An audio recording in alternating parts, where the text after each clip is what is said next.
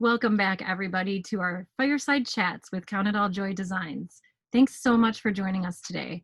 I'm Carrie Sekerak, one of the creative minds behind Count It All Joy Designs. And I'm going to be joined today by Anna Sekerak, my sister-in-law, my business partner, and most importantly, my partner in crime. For today's episode, we're going to be joined by two different guests for two different segments.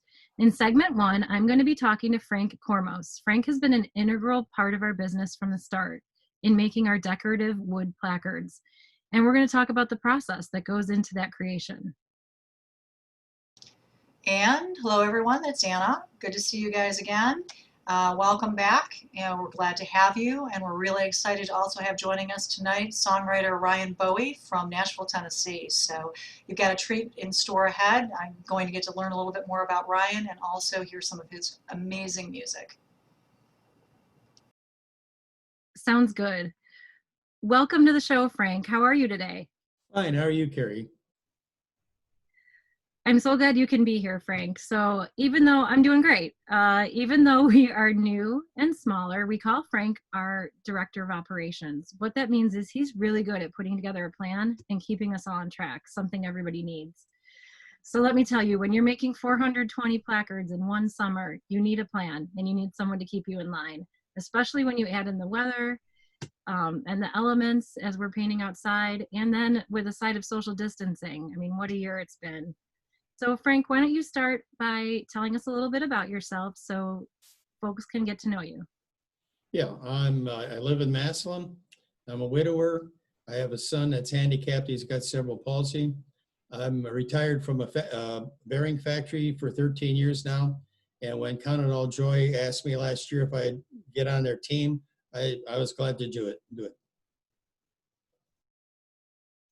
Thanks so much. So I know you talked about your manufacturing, actually your varied work experience. What do you think you've learned throughout your long career in manufacturing that has been helpful to your role in our business? Well, in the bearing business, you have to make bearings to close specifications and that. So working with blueprints and micrometers and things like that and the right machinery, it helps to get you established in the right way of making a product. So, I figured that would help in your business. For sure. Frank, sorry about that. Can you tell us a little bit about the process of making the wood?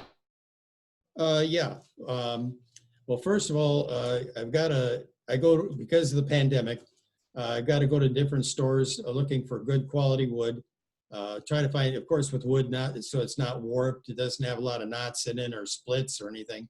And the type of wood, I mean, there could be, you could choose from pine to aspen to poplar to presswood or whatever, but you want to get good wood. And even if you have to pay a little bit extra, that's what you have to start with, that wood, so.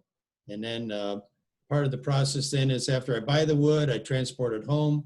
I then saw it to the different dimensions that we have, and then sand it because I wanted all the corners and that to be smooth.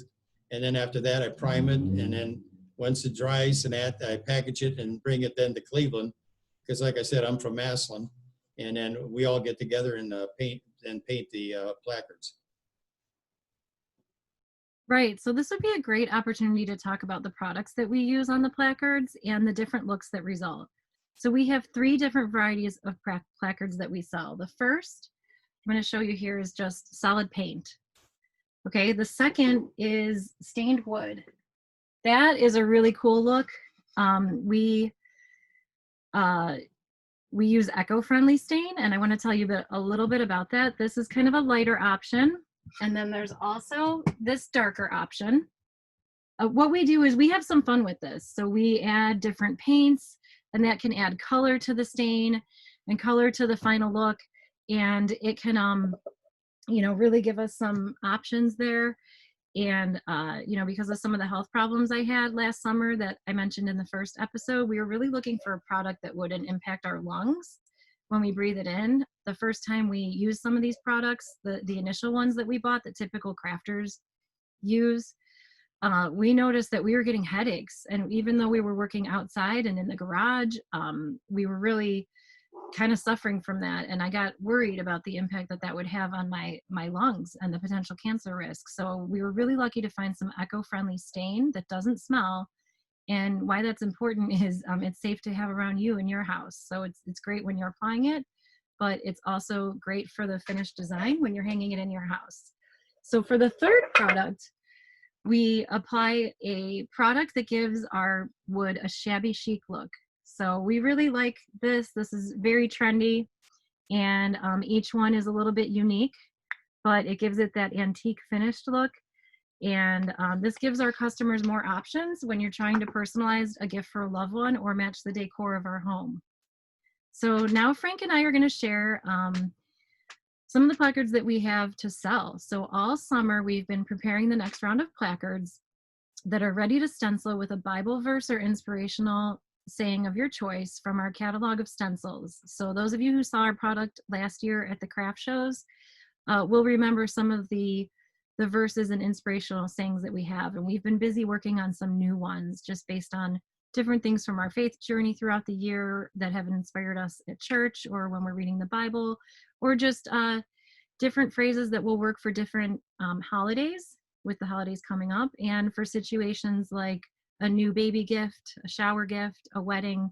So we have 420 new placards for this season, and the ones we've been working on, we narrowed it down to 2 different sizes. So last year we had many products that we were buying from Packatans and whatnot, and so we ended up with some odd sizes, but we really narrowed it down to these 2 sizes that Frank's gonna tell you a little bit about now. First we have, this is our larger placard. It's 3.5 inches wide, 18 inches long, and it's 5/8 inch thick. It could be placed, because of the thickness, it could be placed on your table, your desk, your fireplace mantle, or whatever, wherever you want to place it. Plus, we also have hangers on the back that you can put on the wall, and we also have felt pads that so it won't mark up your wall. So we have this 3.5 by 18. And then we've got a smaller placard. So the smallest is 6 inch. It's 2.5 by 6 by 5/8. Again, it's thick enough that it could sit on a table, a desk, a fireplace mantle, whatever, and you put your individual saying on there, like faith, hope, God or Jesus or love on there. And it's a nice little placard. Some people last year bought 2 or 3 so they could put them together with, let's say, faith, says faith, hope, and love on there, So this is their smaller placard. Okay, that's right.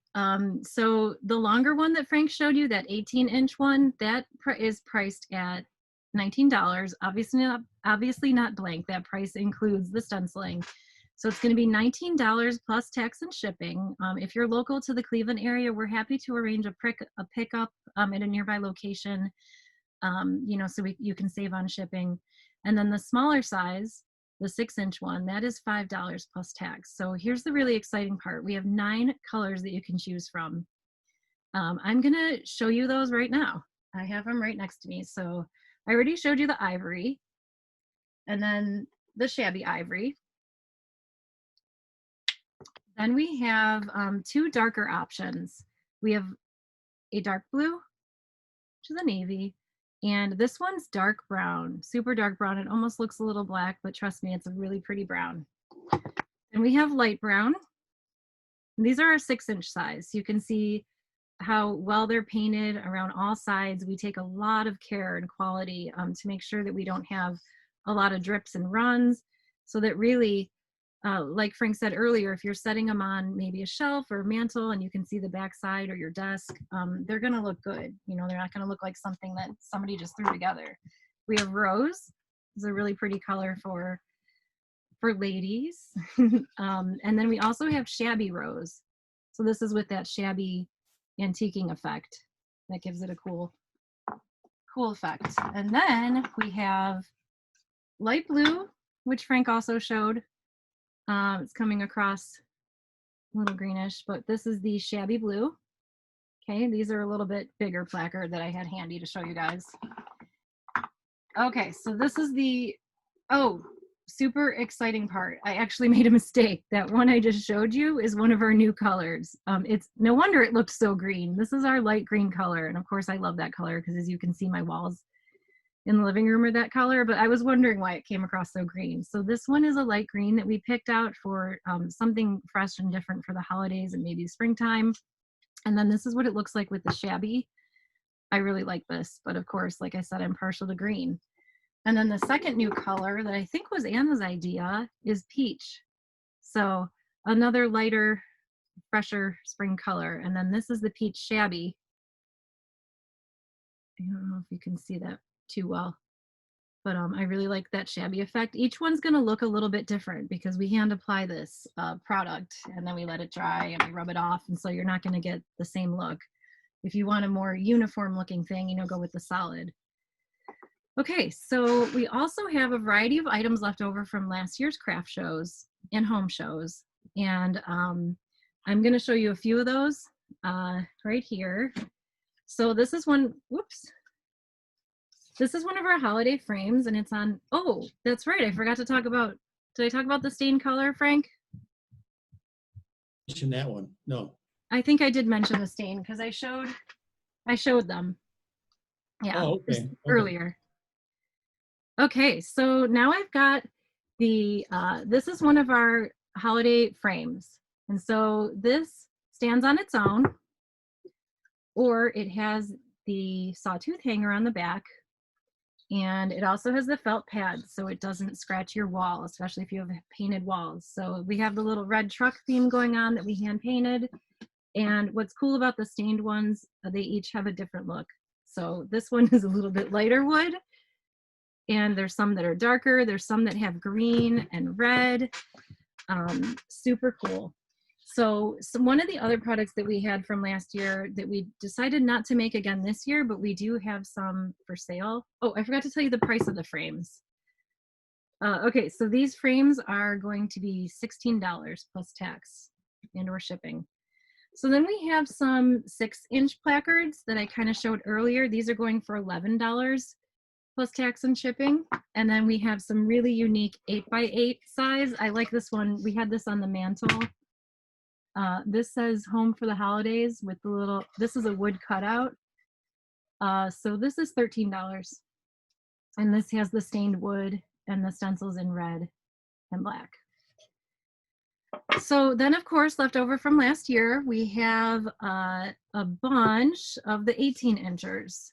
So I'm not sure what's going on with my green screen. I really apologize. When we tested this out, it looked better. Okay, so this one says Hope. This is one of the 18-inch placards, and it has on the back the felt pads and the claw hook.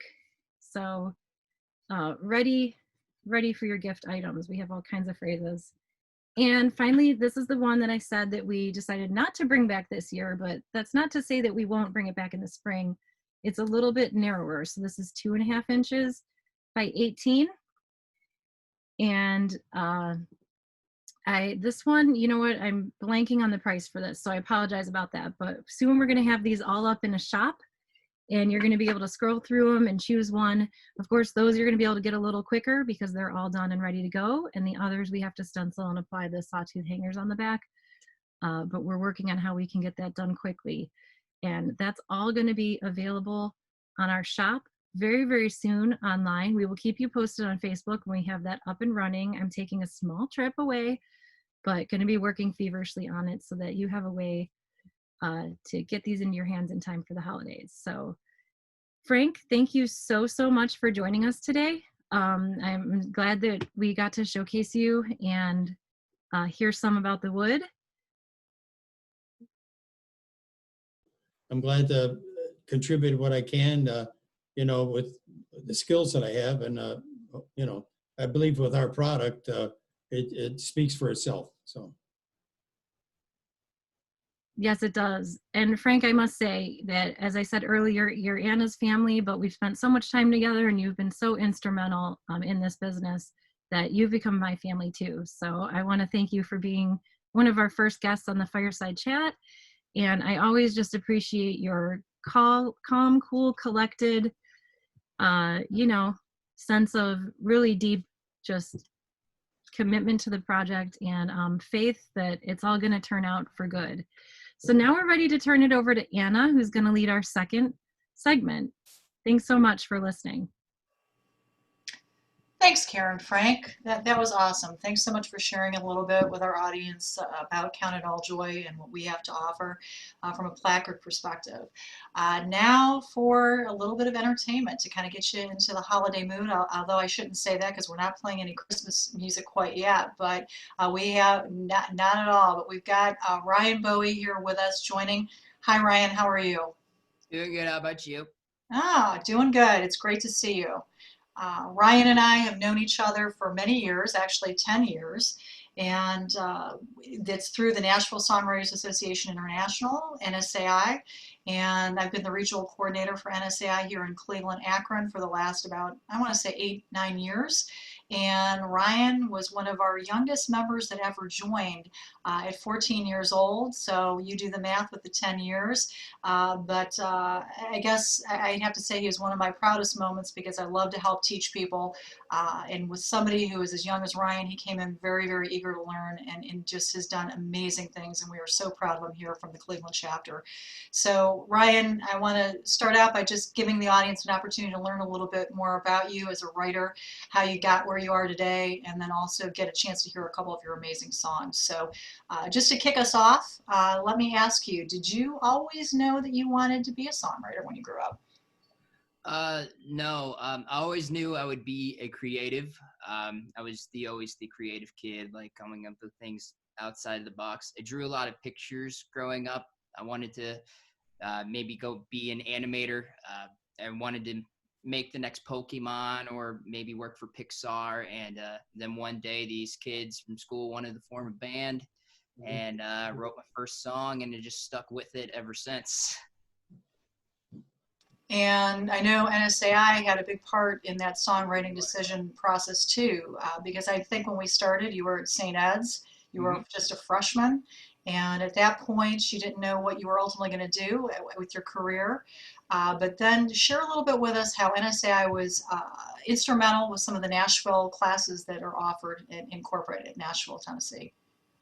I mean, like you were very major in pushing me to do them as well. And so when I was 15, before I even graduated high school, I was going back and forth between Cleveland and Nashville. I did my first spring training when I was 15 years old, which is the big camp that they do that teaches basically music business 101.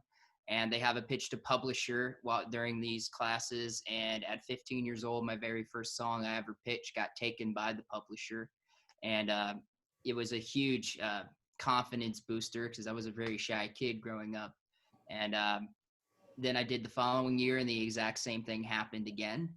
And then I went to songwriting camp the very next year, and every writer just seemed to take a liking to me and wanted to push me towards Nashville, and everyone here pushed me towards Nashville.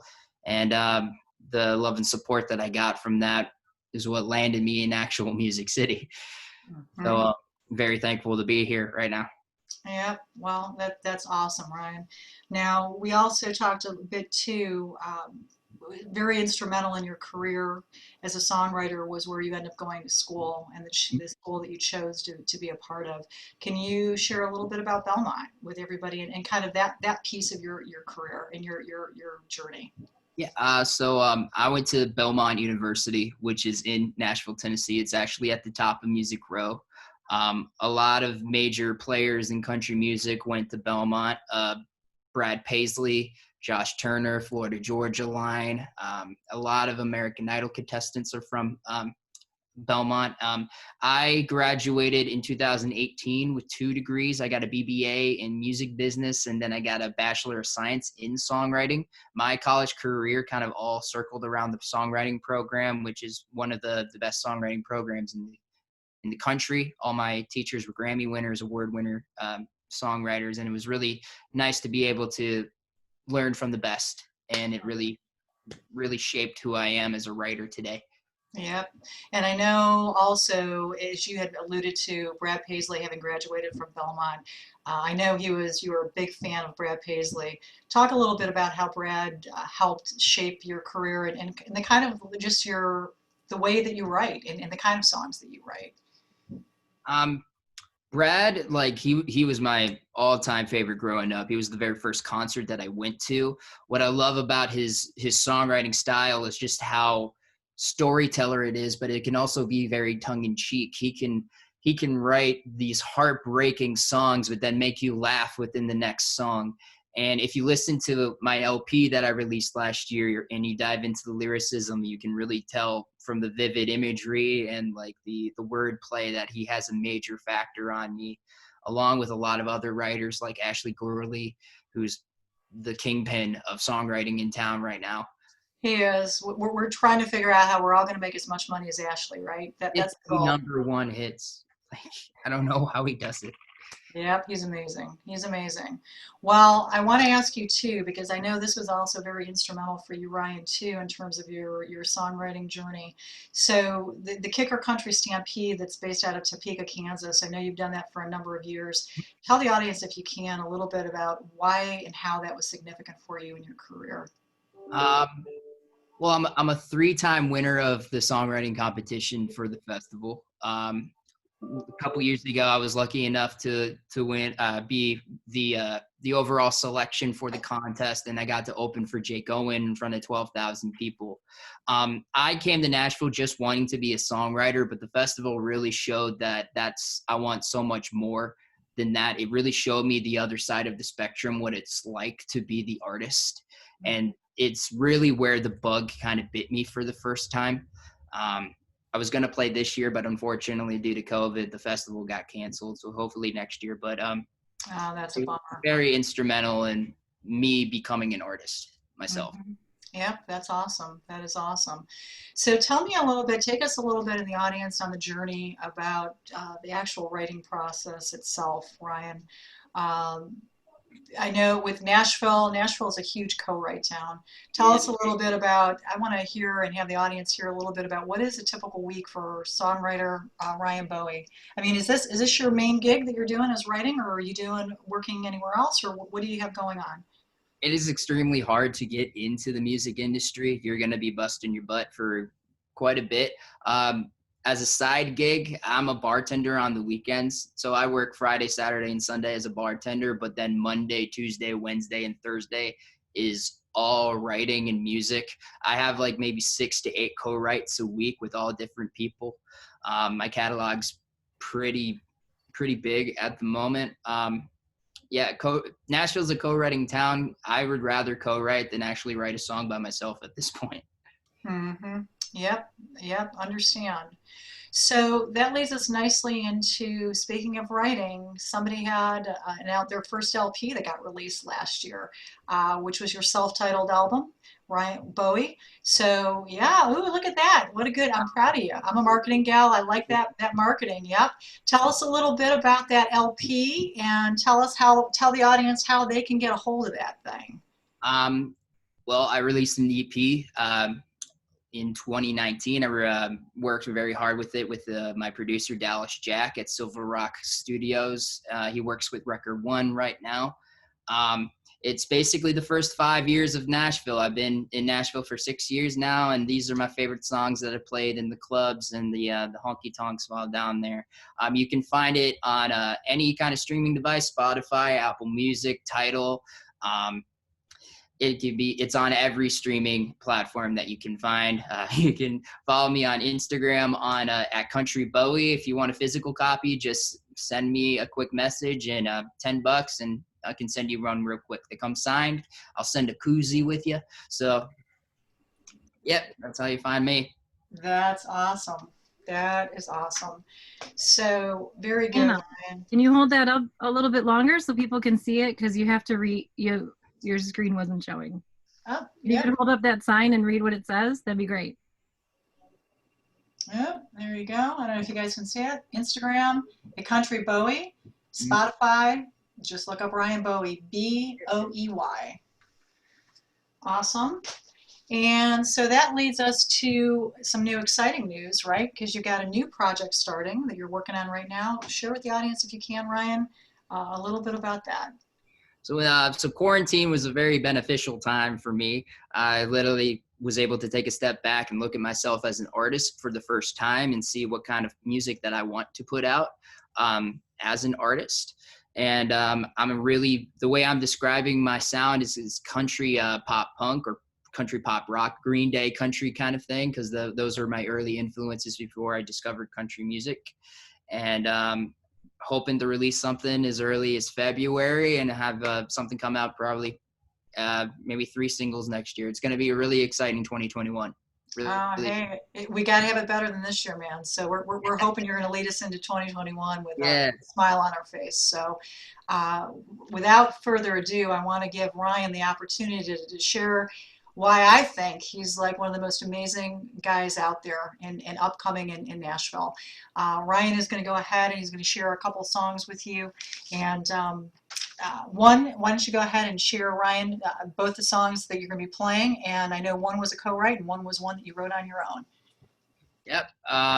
So the first song I'm going to play is called Hail Mary. You can actually find it on the LP. It's 100%er. It's actually a class assignment for one of my songwriting courses that ended up being on the LP. And the second one is gonna probably be, I wrote it with my friends Mike Astrakin and Eric Fatima down in Nashville, and it will probably be on the next record. It's called Hurry Up Already, but let me play Hail Mary for you real quick. Awesome, thank you, Ryan, can't wait. No problem. It's for the 1 clock's ticking down. Bleachers fill, waiting on edge town, bleeding green and gold, holding on to hope they take the trophy home for the home team. Number 16 calls for the snap, 21's wide open in the back. With 5 seconds left, 1 deep breath, he sends it flying. Making a last Hail Mary play, hoping it might change everything. Hearts on the line, faith on the rise, banking on something extraordinary. With 1 last Hail Mary. Nervous sweat dripping like a faucet. He's got forever sitting in his pocket, rehearsing his lines hundreds of times, praying to the Lord he gets this right. Haunted by the thoughts of her saying no, her love weighted in a little stone. He goes a knee down, she turns around, taking a shot tonight. Making a last Hail Mary play, hoping it might change everything. Hearts on the line, faith on the rise, banking on something extraordinary. With 1 last Hail Mary. Whoa, whoa, whoa. Patiently pacing by the bathroom door, worried it will be like the times before. His whole world depends on 2 pink lines. His wife comes in for a warm embrace, crying at what that test didn't say. He makes his plea with the man in the sky, then tells her, let's give it 1 more try. Making a last Hail Mary play, hoping it might change everything. Hearts on the line, faith on the rise, banking on something extraordinary. With 1 last Hail Mary. Whoa, whoa, whoa. It's for the 1 clock's ticking down. Bleachers fill with an on-edge town, bleeding green and gold, holding on to hope his boy can take this home for the home team. Ah, awesome. You always make me cry with that. So thank you. That is my all-time favorite. And like I said, this next one is going to be on the next EP. It's called Hurry Up Already. It's about like just telling your future someone to hurry up already because you want to meet them already. So hope you guys like this one.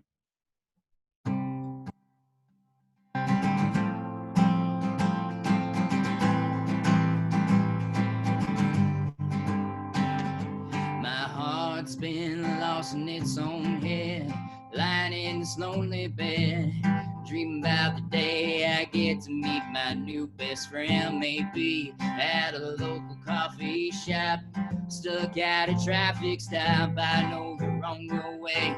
It might be around the block. I know it's just a matter of time. Just hurry up already. Can't wait to call you, baby. Lord knows that I've been ready for the places you will take me. Hurry up already. There's so much time we're wasting.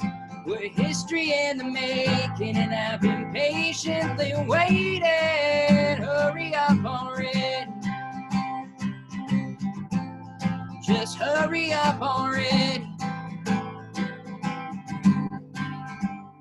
I've imagined what I say to you.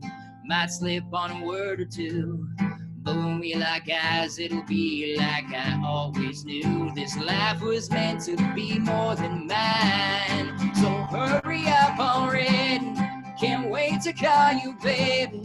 Lord knows that I've been ready for the places you will take me. Hurry up already. There's so much time we're wasting. We're history in the making, and I've been patiently waiting. Hurry up already. Just hurry up already. Any moment would be just right for you to walk in and change my life. Just let forever pass real slow. Let's savor every second as we go. So hurry up already. Can't wait to call you, baby. Lord knows that I've been ready. Hurry up already. Can't wait to call you, baby. Lord knows that I've been ready for the places you will take me. Hurry up already. There's so much time we're wasting. We're history in the making, and I've been patiently waiting. Hurry up already. Just hurry up already. Just hurry up already. Woo! Young man, you are amazing. Now, if that didn't get you guys all pumped up and ready to listen to some Nashville music, I don't know what is going to do it. Ryan, thank you so much. I love you. I love your mama. Thank you so much for being our first spotlighted songwriter. You have made my entire For week. having me. Yes, we're going to be seeing a lot more of this young man. Round of applause. Thank you. Until next time, Ryan. That was awesome. Thank you so much. I'm going to let Anna close things up. I know we went a little bit over, so we don't have much more to say, but just thanks for being here, everybody. Yep, thanks so much, guys. Sorry we went a little over, but I had a feeling when you're looking at this nice young man, it's all good. So we hope you guys are doing well. Be safe, be well, and remember, spread a little bit of joy out there. Pass it forward. Over and out, guys, until next week. We'll see you soon.